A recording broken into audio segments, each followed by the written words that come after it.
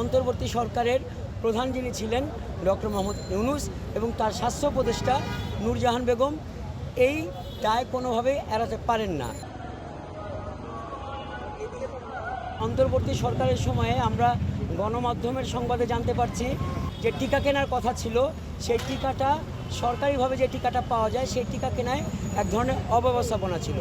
সেই অব্যবস্থাপনার ফসলস্বরূপ আজকে আমাদের শিশুদেরকে এই পরিস্থিতির মুখোমুখি হতে হচ্ছে। আমরা 3 দফা দাবি তুলছি, যে সমস্ত শিশু মারা গেছে হামে তাদেরকে যারা এর জন্য দায়ী তাদের কাছ থেকে ক্ষতিপূরণ আদায় করে দেওয়া।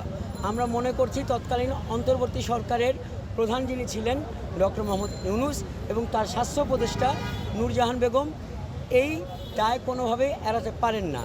আমরা চাই যে দুদকে যে অভিযোগটা জমা পড়েছে সেই অভিযোগের ভিত্তিতে একটা তদন্ত হোক, সুষ্ঠু তদন্তে করে যে জায়গাটায় এটা জন্য আসলে দায়ী কারা তাদেরকে শাস্তির আওতায় আনা হোক। হামের উপসর্গ নিয়ে আরও মারা গেছে প্রায় 300, সব মিলিয়ে প্রায় 324 জন এখন পর্যন্ত সরকারি হিসেব অনুযায়ী যে হাম এবং হামের উপসর্গে মারা গেছে।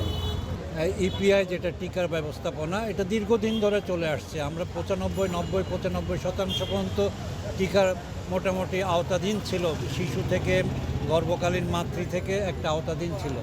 তো মিডিয়া মারফত আমরা যেটা জানতে পারছি বিগত সময়কালে একটা অব্যবস্থাপনার কারণে এই ঘাটতিটা, টিকার ঘাটতি দেখা দিয়েছে, যার কারণে মিডিয়া মনে 70+% টিকা পায়নি এরকম একটা সংবাদ দিচ্ছে।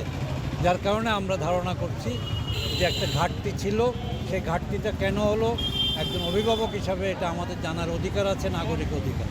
বাংলাদেশে বিগত আমরা যখন থেকে দেখে আসছি এই টিকার ব্যবস্থাপনা ছিল, এটা হঠাৎ করে বন্ধ হয়ে গেছে, যার কারণে এটার প্রভাবে হামের টিকার প্রভাবের কারণে আমাদের বাচ্চারা মারা যাচ্ছে।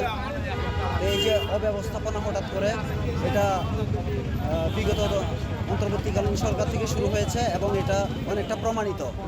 দাবি করছি ওনার অন্তর্বর্তী সরকারের বিরুদ্ধে আনিত এই অভিযোগ সুষ্ঠু তদন্তের মাধ্যমে একটা সুষ্ঠু বিচার দাবি করছি।